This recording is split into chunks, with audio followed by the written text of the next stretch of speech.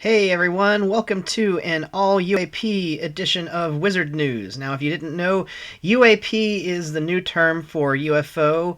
The thing about UAP that makes it different than UFO is that the U.S. Department of Defense can say the word UAP without going crazy. I don't know. I don't know why it is that UAP is so much more acceptable than UFO. I would say that it's a little bit more.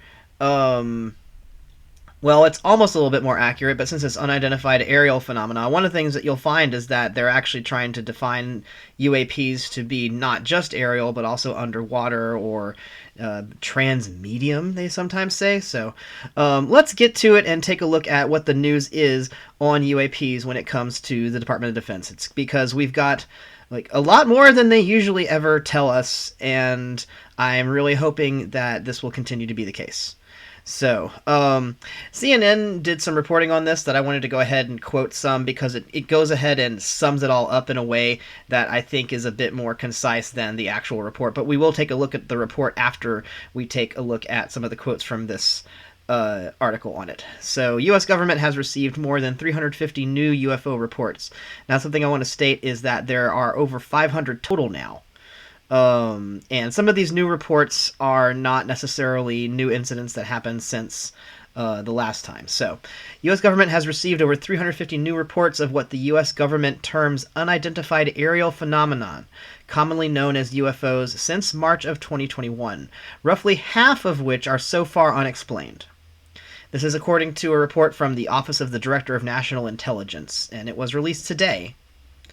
So, 163 of the reports are categorized as balloon or balloon entities, so basically weather balloons or something like a weather balloon.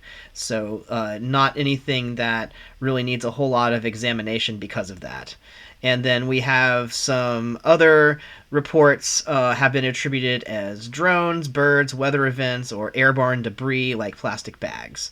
And that's totally acceptable. In fact, that's very expected. There are going to be a lot of UAP reports that are of totally normal objects that just seemed very strange according to sensors or according to initial sight reading.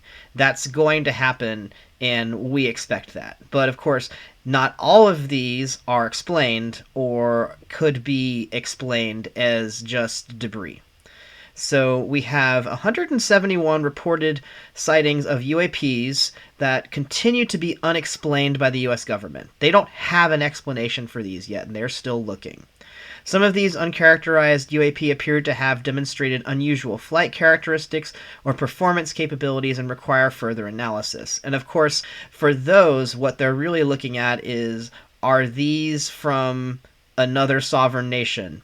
And is this defense equipment that is as to now unknown to the rest of the world? Like, if these are actual defense capabilities, then whose are they and what do they mean for us? That's going to be the first thing that they really look at. Since this is a Department of Defense thing, one of the things that we have to acknowledge is that they're going to put the defense first and the science second. And so I'm glad that they're actually being this transparent about what it is that they're finding. Now, of course, there's going to be more that they tell representatives. There's going to be higher up people in Congress who are going to be able to get full access to actual classified reports that with lots of details that we're not going to be able to know. So there's all kinds of things that could be happening that we have no knowledge of, and I don't know how we would get knowledge of outside of like just a gratuitous leak. And we can only ever hope for that, but for now I'm just going to assume it's not going to happen, and we're just going to have to wait for more info. But I would love to know. I'd love if like they get analysis that shows that it's not defense technology from another country. That like I hope that they hand that off to NASA or to a scientific bureau to go ahead and examine. That at some point there's a handover from defense to scientific and non-defense because of the nature of these investigations and what needs to be done in terms of science. So, 171 reported sightings that continue to be unexplained. So, majority of these news reports came from U.S. Navy and Air Force pilots and operators. And this phenomena they witnessed during the normal course of their day-to-day jobs. And in fact, these are going to be the people who are most likely to see this kind of stuff because they're like observing spaces with the kind of equipment that would be able to detect these things and also record the evidence of them. I mean, if you were just like looking at this with normal civilian equipment, you probably wouldn't even be able to see anything. There are no reported collisions between U.S. aircraft and UAP to date. That's according to this report, at least. So they're on record having said that, which it's interesting. I'm not sure if anybody ever asked them, but they went ahead and told us that. So there's a dramatic increase in reported incidents since the 2020 report was issued. And so the 2021 report basically normalized reporting of UAPs. For one, it said, hey, you could say UAP now, and you won't have to say UFO, because everybody knows that if like a person in the armed forces says UFO, then nobody believes them at all anymore. That's what I've taken it to mean, that basically like for UFO is kind of a forbidden word in the armed forces, but UAP is totally fine. So like, okay, great, glad we figured that out. Y'all should have just told us that you just needed a new acronym, because we could have worked this out like 50 years ago. So say the Thursday report showed a dramatic increase in reported incidents since the 2020 report was issued, an increase that investigators attribute in part to a better understanding of the possible threats that UAP may represent, either as safety of flight hazards or as potential adversary collection platforms, and in part due to reduced stigma surrounding UAP reporting. So it's kind of a double-pronged thing here. One, it was made clear to people who have the ability to make these reports that there is an actual reason why they should make these reports, that if they make this report, it could contribute dramatically to U.S. defense, that it could actually be helpful and, in fact, critical for them to report it. So it placed importance and priority on reporting it, as opposed to, hey, that's just a scientific curiosity, but you could be doing some other stuff that's really more important for the country. So it changed the priority of the reporting. And two, since there's not as much stigma, or maybe there's not any stigma around UAP reporting, that meant that people didn't have reasons not to report it like they did before. So we're having an increase of reports because of that. And that's very good to hear. I think that means that like this approach is working, and this is showing that there is actually a lot there to be examined if we allow ourselves to make this something that we can examine. So let's see. 250 of the recorded sightings have taken place since March of 2021. There's 250 new sightings of UAPs since March 2021. So that's almost 2 years worth. So we're looking at over 100 a year on average, with not much statistics, but still, that's quite a lot. That's more than I was expecting. That's way more than I was expecting, to be honest. Investigators do not appear to have amassed any evidence to support the conclusion that these are a foreign intelligence collection platform. So we don't know if they're like maybe some kind of drone that's just trying to get data and scan terrain. We don't know who it's from. There's no evidence pointing to the fact that it could be foreign intelligence stuff. These are almost always occurring in restricted or sensitive airspace. That's kind of the awkward part. It's one of the reasons why they have trouble talking to the public about this, is that because it keeps on happening in places that they're not supposed to talk about at all. But of course, this is where they're aiming the most sensitive equipment. So they're saying that we continue to assess that this may result from a collection bias due to the number of active aircraft and sensors combined with focused attention and guidance to report anomalies. So now they've been told to report, so there's going to be a collection bias, but also they're going to have the most equipment able to detect stuff in these areas that are restricted or sensitive airspace. That's where they're going to be using that equipment. So of course, that's where you're going to record the most stuff. That doesn't necessarily mean that the UAP stuff only happens in restricted airspace.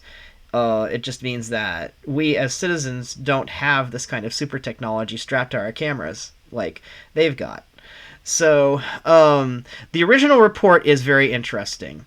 Let's see if I can get that showing. Just a moment. Give me just a moment. Okay, I've got it all set up. Just a moment. It's going to look really weird, and then it's going to look fine. So, yeah, really weird. And now it's fine. So, this is a very interesting document. Let me get all the way to the top. It's unclassified. We're all allowed to see this. You can get it from the website of the Office of the Director of National Intelligence. It's very polite of them. This is the 2022 Annual Report on Unidentified Aerial Phenomena. This is the unclassified version. Our legal representatives get access to the classified version because they're more special than us and they get to see cooler things than we do. So, executive summary. I've just highlighted the more pertinent things. Some of this is already reported in the CNN thing, and some of it they didn't mention or they didn't mention in detail. I think it's pretty interesting. There's some things here that I think you really learn about the program as well as a little bit of what it is that they've seen. So, they've said right from the beginning that UAP reporting is increasing, enabling a greater awareness of the airspace and increased opportunity to resolve UAP events. So what's interesting is that they've had 17 years of UAP reporting up until now, and then like 17 months since then, and there's been more activity in the 17 months than the 17 years. That's like more basically UAP reporting activity. So that's the amount of change that you're seeing in terms of the amount of reporting that's happening, which is like really good to hear. So there's 247 new reports. So there's 119 that were either since discovered or reported after the preliminary assessment's time period. And then some other of those reports were basically just like new reports that they had found since then. So,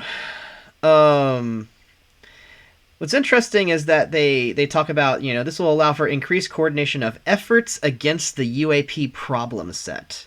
So they don't really think of UAPs as one thing. They're considering the UAPs as a phenomena to be a problem to be solved, a problem to approach. They're thinking from a defense mindset. Now, the All Domain Anomaly Resolution Office is the section of the Department of Defense that now coordinates the UAP stuff. They're replacing the Unidentified Aerial Phenomena Task Force. And they will also... So they're going to span across the Department of Defense and relevant interagency partners, as well as the intelligence community, with the support and coordination of the National Intelligence Manager for Aviation, or NIM-Aviation. And I wanted to bring up the National Intelligence Manager for Aviation because this is an interesting thing. So let's switch over back to Firefox just a moment. Woohoo! Love that glimpse into the Matrix. So here we've got the National Aviation Intelligence Integration Office. That's what this is out of. The National Intelligence Managers for Aviation comes out of the National Aviation Intelligence Integration Office. And I know these are a lot of words, a lot of acronyms, but what makes this interesting? To expand its efforts in the air domain community, NAI 2.0 updated its title to the National Intelligence Managers for Aviation in support of the Office of the Director of National Intelligence Strategic Guidance. They accomplished this by orchestrating interagency and intelligence community collaboration on the collection and production of all relevant and appropriate information that's required to basically advise and inform everyone. So this is a department that is made to coordinate intelligence gathering and sharing between different agencies of the government and different intelligence agencies. So that kind of coordinating interdepartment information stuff, that's something that they specialize in. And now they're going to be bringing that expertise and applying it to UAPs. So that's where their partnership in this whole operation comes in. And I wanted to kind of bring to attention the National Counterterrorism Center. has actually the website for the National Intelligence Manager for the Air Domain Services.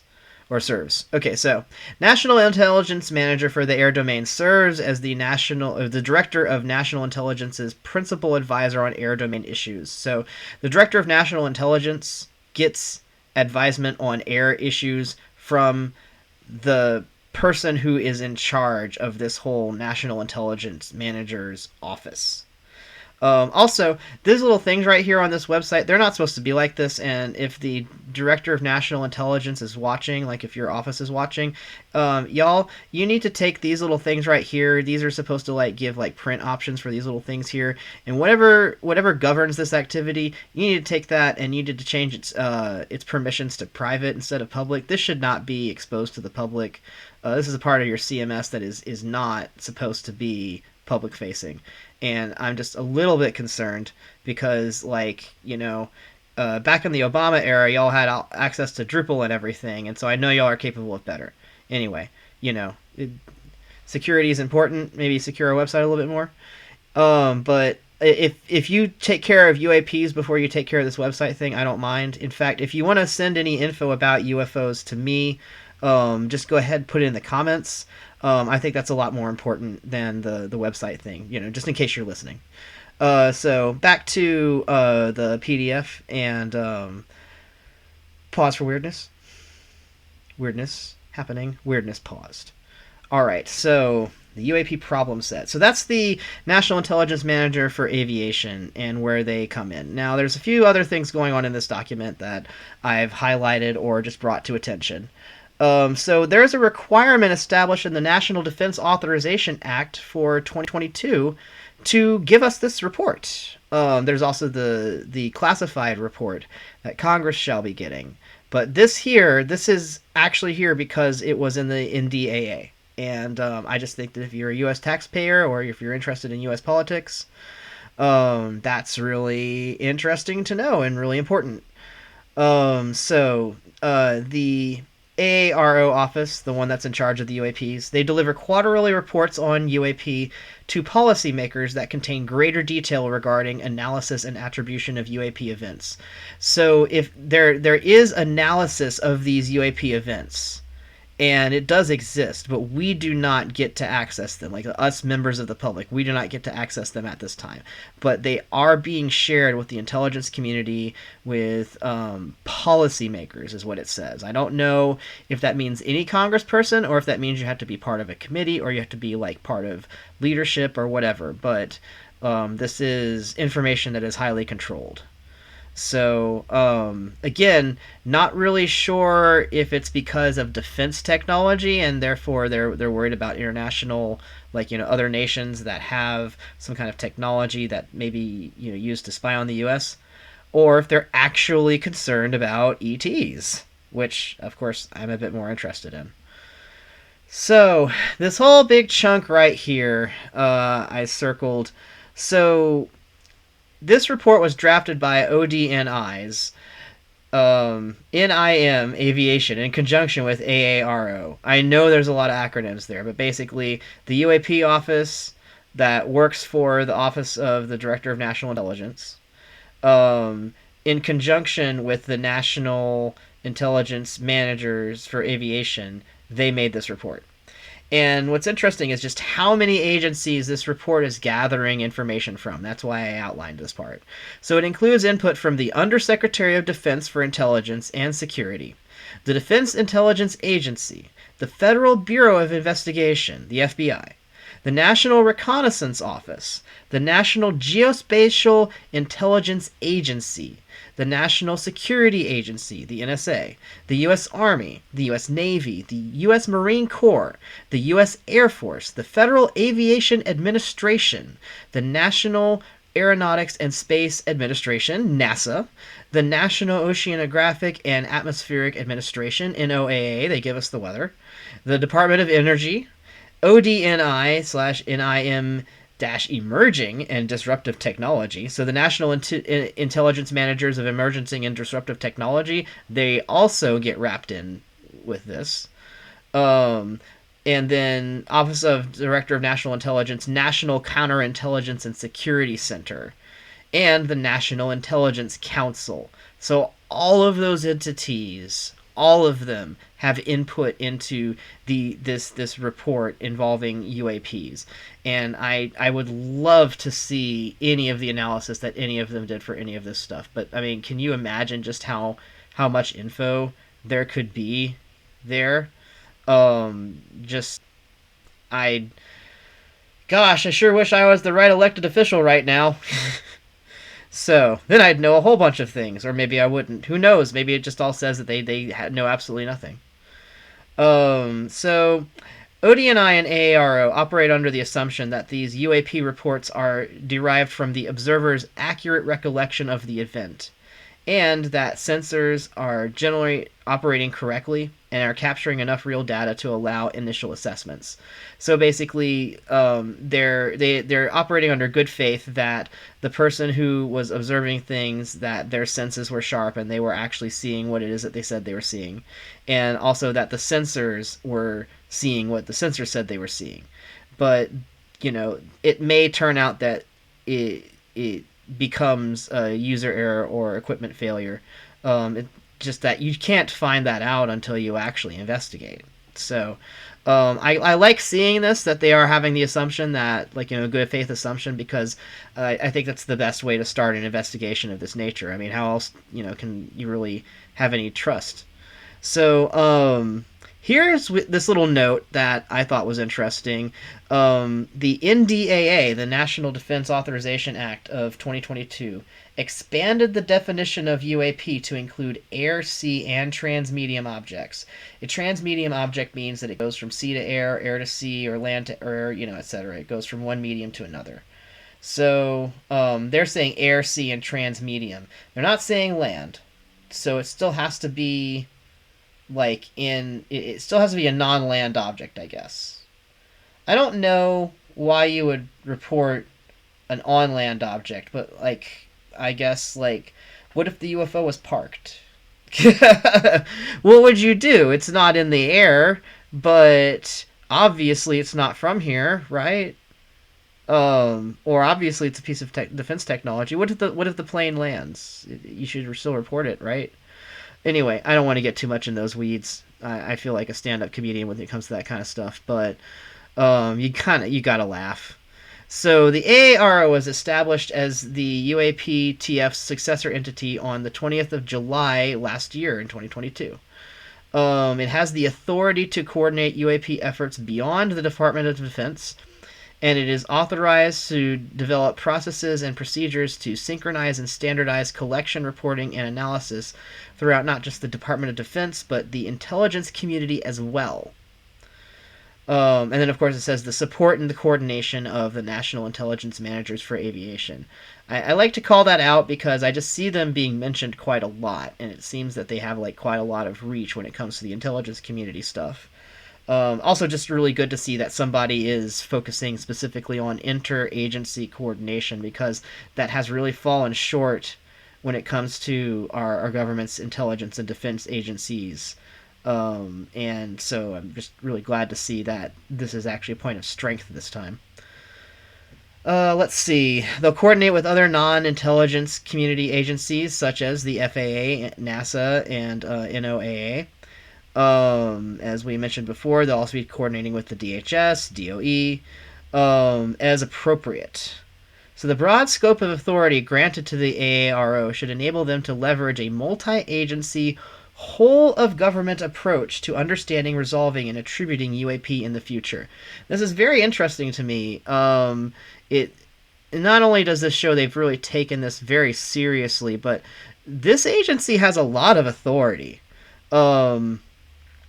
They have it says right there, they have a broad scope of authority, and I'm really curious to see just what this amounts to. Is this going to be an actual Men in Black agency?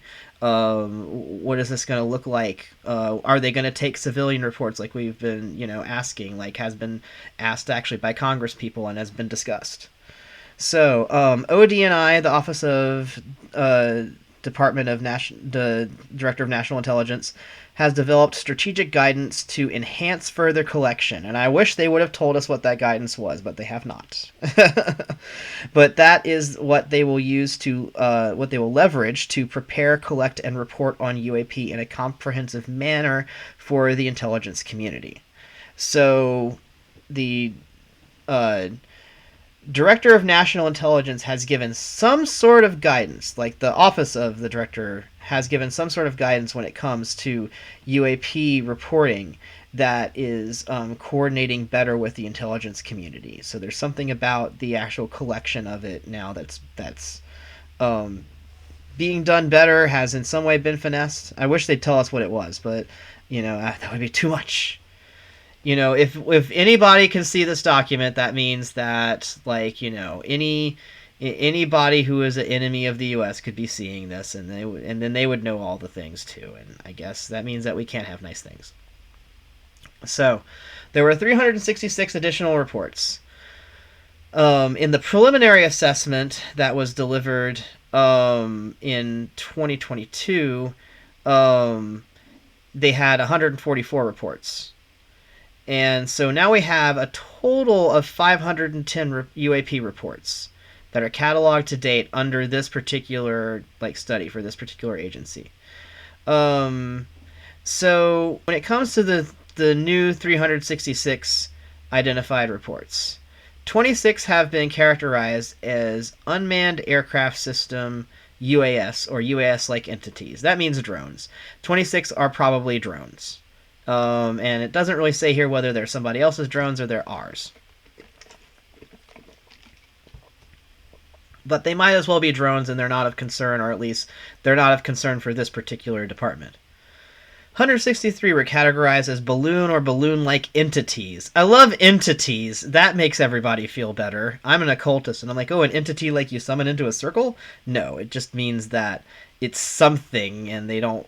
That's their word for thing. They're balloon-like things. But it's basically a weather balloon or a weather balloon-like object that, is not of concern beyond weather balloon-like concerns. And then 6 were attributed just to clutter, which I could totally accept. There's 171 that are uncharacterized and unattributed. So we don't have an explanation for 171 of these new reports yet. Some of these uncharacterized UAP appear to have demonstrated unusual flight characteristics or performance capabilities and require further analysis. And I really wonder what that analysis is going to be and who's going to do it.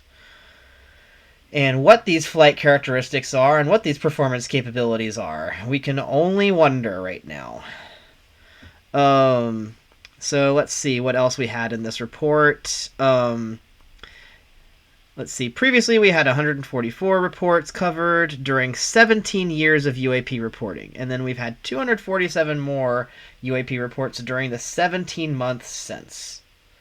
Combined with another 119 reports that were discovered or reported late that fell within the original 17-year period, but were not included in the preliminary assessment. That means that we have a total of 510. So that's a lot, and we don't really have any answers yet as a public on what it all means and really anything that's going on. I really hope that we learn more about what's happening. So let's see. There's some stuff here in the appendix that I think is a bit interesting. It's like the requirement to do the reports.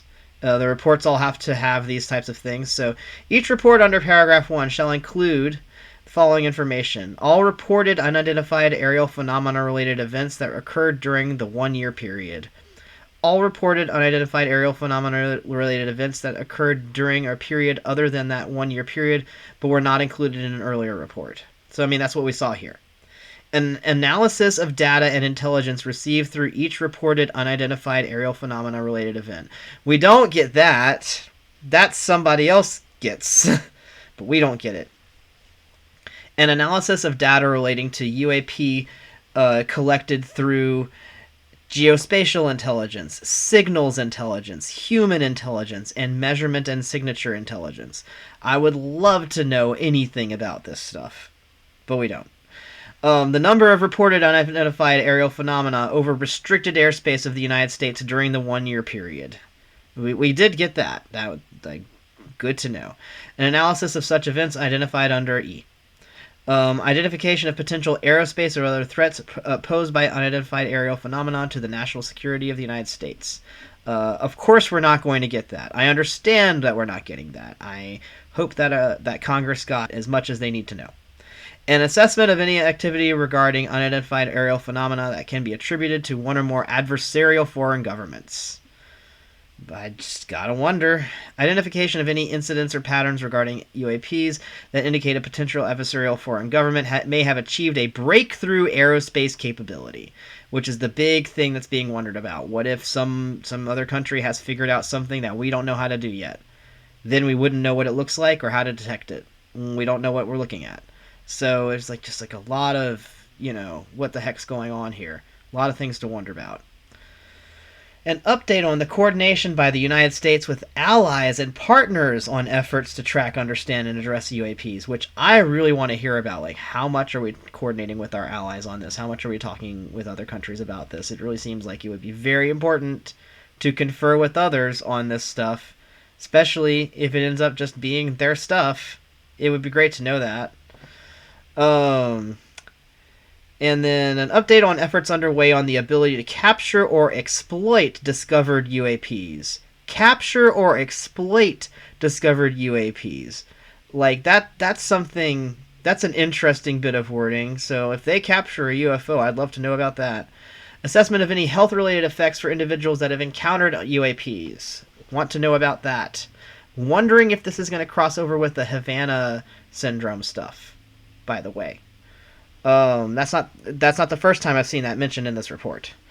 Number of reported incidents and descriptions thereof, unidentified aerial phenomena with military nuclear assets, including strategic nuclear weapons and nuclear-powered ships and submarines. Obviously looking at Earth type of technology there, and this is no pretense of ETs here at all, in my opinion. If the ETs have nukes, I guess that's one of the things that we can be concerned about, but I think it might be the least. In consultation with the Administrator for Nuclear Security, the number of reported incidents and descriptions thereof of UAPs associated with facilities or assets associated with the production, transportation, or storage of nuclear weapons or components thereof. So, if you have any kind of UAP phenomena that's happening in nuclear storage facilities, around nuclear facilities, nuclear power, or nuclear weapons, then we're not going to hear a lot about that. And it's going to be of higher concern because they're going to be wondering, is this here to disrupt our technology? I don't know how much of that we'll ever hear about, just because it's right next to nuclear stuff, and it's the nuclear stuff that we're not supposed to know about. So... In consultation with the chairman of the Nuclear Regulatory Commission, the number of reported incidents and descriptions thereof of UAPs or drones of unknown origin associated with the nuclear power generating stations, nuclear fuel storage sites, or other sites or facilities regulated by the Nuclear Regulatory Commission. So yeah, huge amount of concern with is something trying to spy on our nuclear stuff? Is something trying to do something else with our nuclear stuff? And hey, I kind of wonder as well. And if it is aliens, what do they want to know about our nuclear stuff? Because I want to tell them hey, yeah, those are 50 years old, those generators. Yeah, we just don't really have a place to put the waste. Funny story there. Please come talk to us. So yeah, and then we have the names of the line organizations have been designated to perform specific functions. Okay, this is just kind of bureaucratic stuff. So that's interesting stuff there. Developing procedures to synchronize and standardize the collection, reporting, and analysis of incidents, including adverse physiological effects regarding UAP phenomena. So here, the adverse physiological effects, I found that interesting. So it's the duty of this UAP analyzing office to analyze adverse physiological effects, and we haven't heard any adverse physiological effects be talked about, but for some reason it's mentioned here, and I haven't seen anybody report on this yet.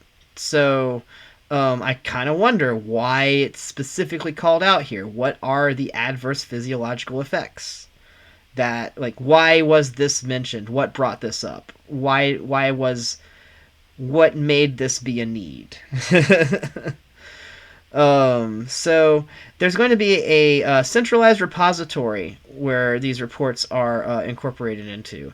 And by the way, any kind of materials that they release, I suggest you go ahead and save that. Like, save your own copy of it, because you never know when they're going to reclassify things.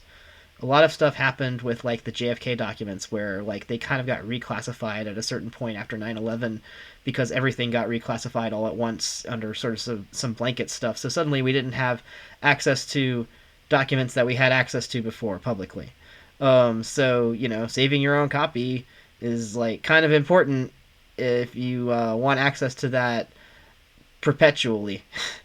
It should be accessible to you since it's already unclassified, but if they reclassify it, then it's not going to be publicly accessible anymore. So anyway, evaluating links between UAP and adversarial foreign governments, or, gosh, like UFOs working with other countries. Like, they don't say it like that, but that's basically what they're saying here. Other foreign governments or non-state actors. Evaluating the threat that such incidents present to the United States. So we're talking about threat evaluation here. Like, really notable that they're going so far to say threat. Coordinating with other departments and agencies of the federal government. Coordinating with allies and partners of the United States. Preparing reports. So here we have this index of key terms, and this is the very end of the report, and we're gonna, like, basically wrap up this video after this. And I found this interesting. So this report uses the following defining terms. I've never seen some of these before. A range fowler, defined by U.S. Navy aviators based on observations of UAP interrupting pre-planned training or other military activity in military operating areas or restricted airspace. So it sounds like there was some training stuff that got disrupted by UAP activity. And whenever it disrupts that kind of stuff, they call whatever is causing this a range fowler, like the range that it is that they want to practice on or do some kind of exercise in is being fouled up by this stray object that can't be identified. So then we have transmedium objects or devices. Objects or devices that are observed to transition between space and the atmosphere, or between the atmosphere and bodies of water, that are not immediately identifiable. So here we're basically saying, it goes between ocean and air. It's not in one or the other. It's doing both. Apparently it was very important that they outlined this particular category. Sounds like it was kind of a loophole in their reporting before. Unidentified aerial phenomena. We know this one. Now, one thing I thought was interesting, though, is that the acronym UAP represents the broadest category of airborne objects reviewed for analysis. So when you say UAP, you're really using, like, a bucket term that is getting a lot of different things at once. And so that's what the term is meant for, is to be as broad as possible. It could be a lot of things. And it's meant to be able to be a lot of things. A UAP event is a holistic description of an occurrence during which a pilot or aircrew witnessed or detected a UAP. A UAP incident is a specific part of the event. A UAP report is documentation of a UAP event to include verified chains of custody and basic information such as the time, date, location, and description of the UAP. UAP reports include range fowler reports and other reporting. So there are reports specifically for range fowlers, and those would be included in or appended to the UAP report that reported on the entire event. And the event would be made up of one or more incidents that were part of the total event. And then, of course, it says that there might be other reporting that's attached to it that might be related. So, would I love any sort of access to this whatsoever? Of course. Do I have any of it? No. If you have access to it, please comment below and tell me where I may get access to all of the secret UFO materials, because I would really like them now, please. Just right now. So, thank you so much for watching Wizard News UAP Edition. Keep your eyes on the skies, because apparently a lot of interesting stuff is happening up there, according to the U.S. government itself. So keep watching, and cheers.